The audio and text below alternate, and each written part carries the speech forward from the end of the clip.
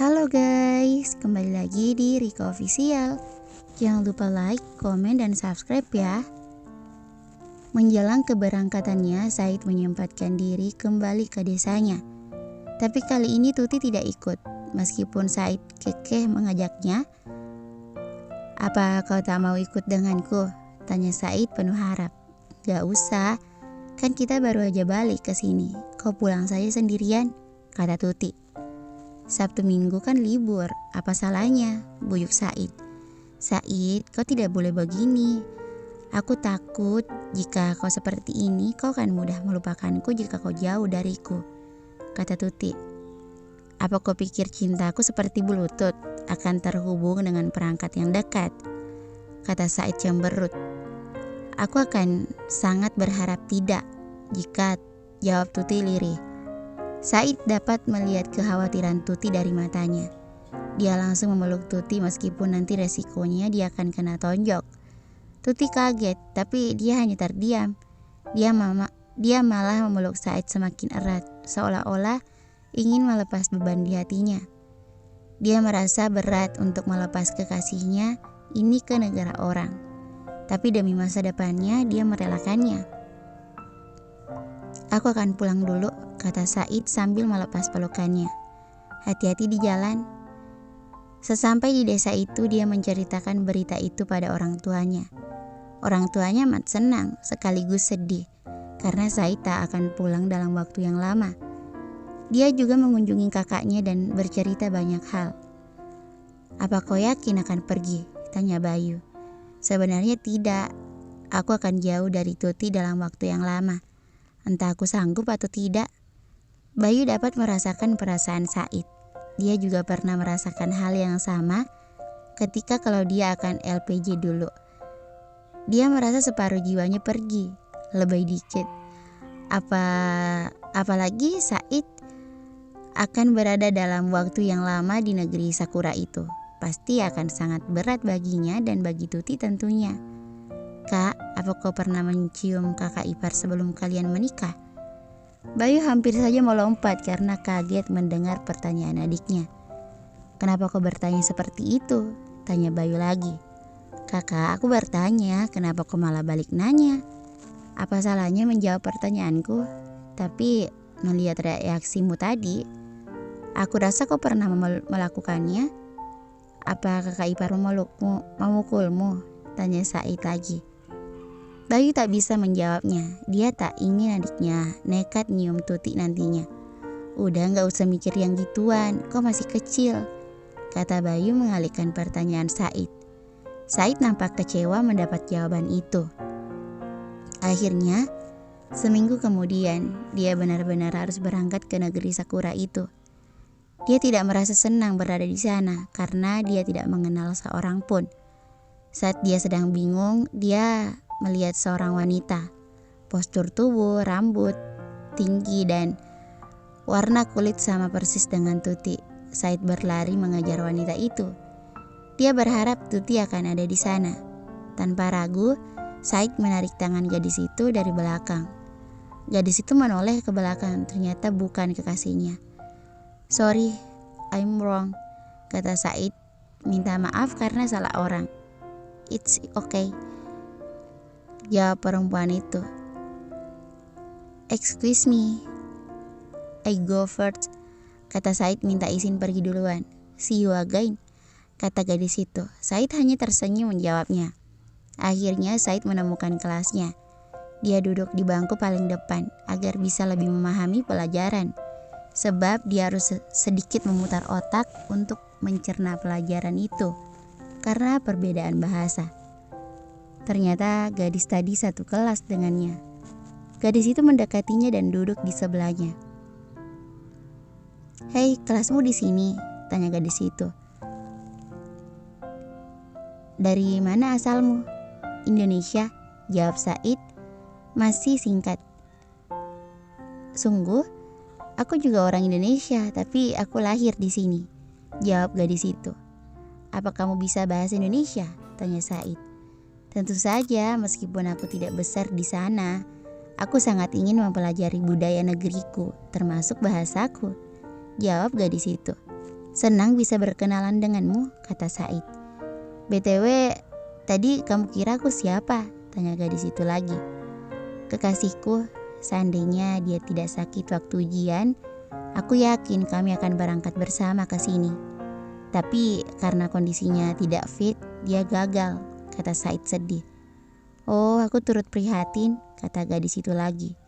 Namaku Reka, kata gadis itu sambil mengulurkan tangan. Said, jawab Said membalas salamnya. Tak lama kemudian dosen mereka masuk, kelas pun dimulai.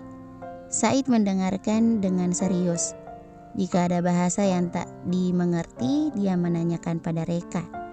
Gadis itu membantunya dengan senang hati. Di Indonesia, tepatnya di tempat Tuti, hari-harinya sedikit suram tanpa ada orang yang mengusilinya. Dia rindu akan keusilan dan celotehan Said padanya. Dia juga rindu saat Said ngambek karena ulahnya. Akhirnya dia menarik nafas panjang dan menghempaskan nafas itu untuk menghilangkan lelah di hatinya. Teman-teman Tuti pun akhirnya merasa prihatin akan nasib sahabat mereka. Dan mereka memutuskan akan membuat gadis itu sibuk agar tak terlalu memikirkan kekasihnya yang telah pergi ke negeri orang. Meskipun berada jauh di sana, Said setiap hari menghubungi Tuti. Melalui video call, jarak waktu di Tokyo lebih cepat 2 jam dari Pulau Jawa ini. Jarak waktu yang tak terlalu jauh itu sangat mendukung Said dalam melakukan panggilan. Bayangkan jika jaraknya 12 jam, kan repot. Pas Said bangun, Tuti tidur. Pas Tuti bangun, malah Said yang tidur. Ternyata Tuhan masih menyayangi mereka. Sudah 2 bulan lamanya mereka berpisah. Semakin hari, Said semakin dekat dengan Reka. Said banyak belajar bahasa Jepang dari gadis itu. Reka juga sering membawa Said berkeliling untuk lebih mengenal daerah itu. Diam-diam, gadis ini mempunyai perasaan khusus pada Said. Meskipun dia tahu Said sudah memiliki kekasih, dia berharap Said bisa berpaling padanya. Karena dia selalu ada di sampingnya. Dia berpikir yang setia akan kalah dengan yang selalu ada. Said tinggal di sebuah apartemen sederhana yang hanya mempunyai 2 tingkatan. Setiap tingkatan terdiri dari 6 ruang apartemen. Apartemen itu tidak mempunyai kamar tidur, jadi begitu masuk akan langsung tampak tempat tidur. Di samping pintu masuk terdapat kamar mandi dan dapur. Apartemen ini benar-benar sangat sederhana, tapi sangat terawat dan bersih. Said nyaman tinggal di sana, apalagi tetangga-tetangganya sangat baik. Hal yang paling mengkhawatirkan, tak masalah jika sepasang manusia yang bukan suami istri tinggal bersama. Nggak bakal ditangkap Satpol PP. Reka ingin lebih mendekatkan diri dengan Said. Dia sering datang ke tempat Said dengan banyak alasan. Mulai dari belajar bareng, ngajarin Said bahasa Jepang, sampai ingin mempelajari budaya Indonesia. Said yang selalu berpikiran positif, tak pernah menduga akan sikap Reka padanya. Tapi hari ini Said kaget dengan ulahnya. Reka datang dengan pakaian seksi. Kalau kata kita orang Indonesia cuma pakai kemben doang. Apalagi saat ini sudah menunjukkan pukul 9 malam waktu setempat. Kenapa kau berpakaian seperti itu? Tanya Said sedikit khawatir. Takut kalau ada syaitan di antara mereka. Apa salahnya? Tanya Reka. Tiba-tiba gadis itu duduk di atas kasur Said sambil menyilangkan kakinya. Roknya yang begitu pendek memperlihatkan paha mulusnya dan lebih parah lagi, hampir memperlihatkan celana dalamnya. Tangannya pun disandarkan ke belakang sehingga dadanya dapat terlihat dengan jelas. Said mengambil selimutnya dan menutup paha Reka. Gadis itu semakin malu karena Said menolaknya. Apa kau tak menyukaiku? Tanya Reka sedih. Aku menyukaimu, jawabnya singkat. Lantas kenapa kau menolakku? Tanyanya lagi. Apa yang kau inginkan? Tanya Said tetap tenang. Reka berdiri dan mendekati Said. Said mundur beberapa langkah dan akhirnya terdesak ke sudut ruangan. Reka malah semakin mendekatinya. Said berjalan melewati Reka dan pergi menuju pintu lalu membuka pintu itu. Aku tak suka kau seperti ini, katanya lagi. Aku rela ngasih semua buat dirimu, buat kamu, kata Reka sambil berusaha menutup pintu itu. Said menahan pintu itu. Aku tak ingin melakukannya, jawab Said masih memegang pintu itu. Apa aku tidak menarik? Katanya lagi. Kau sangat menarik, tapi sayang aku mempunyai batasan untuk itu.